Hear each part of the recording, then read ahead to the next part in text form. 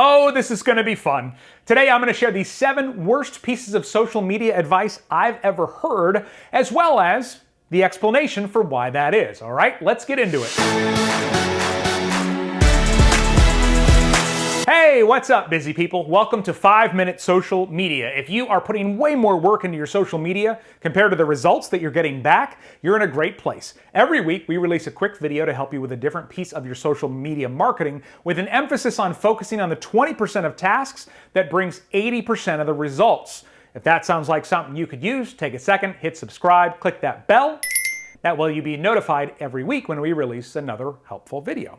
My name is Jerry Potter, and I've been making this list for a while. The worst social media advice I've ever heard. Worst social media advice number 1, the more you post, the more people you'll reach. A number of years ago, I worked for a brand that wanted us to post 48 times per day. Yes, 48. That's every 30 minutes. Comes out to over 17,000 posts a year. So if you've ever sat there going, oh man, I have no idea what to post, imagine trying to come up with 18,000 posts a year. Now, that aside, there is a sweet spot for how often you should post, but it's a little different for everybody. But the idea that the more you post, the more you're going to be seen is ridiculous for a few reasons. One, the way most social media algorithms work, if I follow you on social media and every time you post something, even if it's 3 times a week, I engage with it, I'm going to keep seeing your posts. But if you post all of a sudden every day or 3 times a day, and they show me 2 or 3 of your posts that I don't slow down for or engage with, I may never see you again. So it is absolutely a quality over quantity game when it comes down to this. Worst social media advice number 2, boosting Facebook posts is always a total waste of money. Now, can boosting Facebook posts be a waste of money? Absolutely.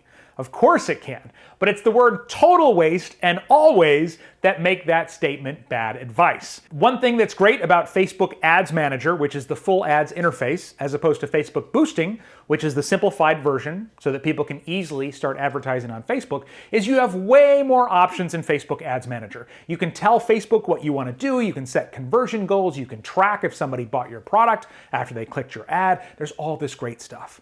But if you're just starting out and you're looking for a simple way in, if you know what you're doing, you can get incredible results on Facebook just by boosting. I have one member of our 5-Minute Social Media Pro coaching community who started boosting. She spent $30 and booked $1,400 worth of business in 2 days. I have another client that I worked with. This was a restaurant, and I think we spent $40 to boost an event. And the profit on that night, normally when they would make $3,000, they made $7,000. So they spent $40 on boosting, made it an extra $4,000. So those are extreme examples, but the point is boosting is not always a total waste of money. Worst social media advice number 3, businesses should always be formal on social media. Now, I don't hear this one as often as I used to because brands are becoming less stuffy, but social media is about being social. So it's time to loosen the tie. Now, should your brand have standards? If you are an injury attorney, well, no, that's a bad example. If you are a financial firm, you've got regulations put on by whatever country you're in. There are going to be more formal and less formal businesses. For example, a high-end steakhouse and Wendy's may not have the same level of formality. But the idea that you have to be formal because you're a business is ridiculous. Don't listen to that. Worst social media advice number 4, businesses should only post about their business on social media. This is also ridiculous. Now, I'm not saying you should post about whatever, but there are a lot of ways you can go without actually talking about your business. In fact, if you talk about your business all the time, unless you spend a lot of money advertising, you're going to have a hard time reaching people because people don't want to hear about your business all the time. Figure out what it is for your business, but think about ways that you can relate to your customer. Let's say you owned a store and somebody comes in.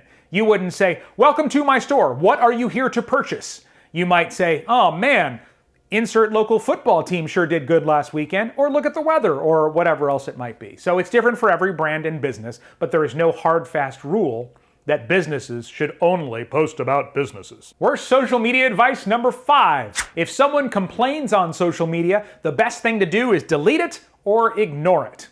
This is terrible advice. Now, sometimes that may be the case and you might hide it, like on a Facebook comment or something like that. General rule, if somebody complains, you should absolutely address it.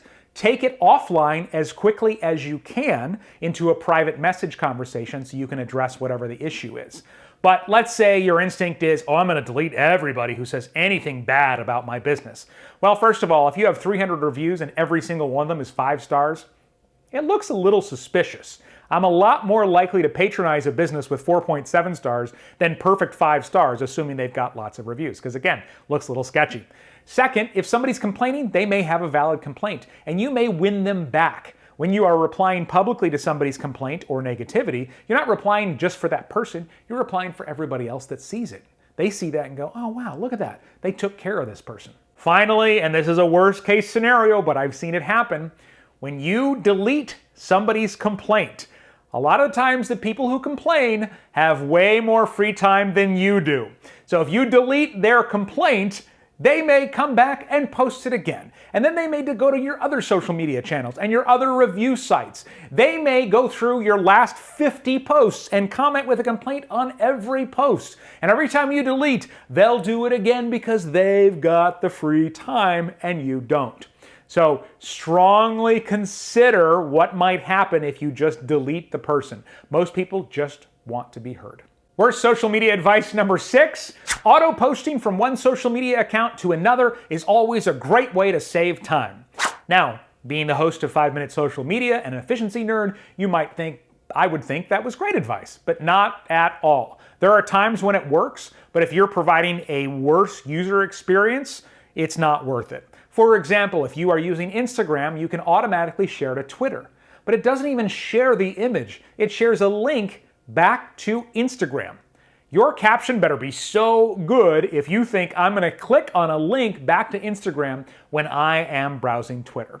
So it's a case-by-case basis. Sometimes auto-posting from one to another is great, but in general, these days, all the social media platforms are very different. And I would equate it to putting a billboard up on the side of the highway, and then instead of producing a video commercial for TV, showing your billboard on TV for 30 seconds. And worst social media advice number 7, businesses should be on as many social media platforms as possible because they're free. Why wouldn't you?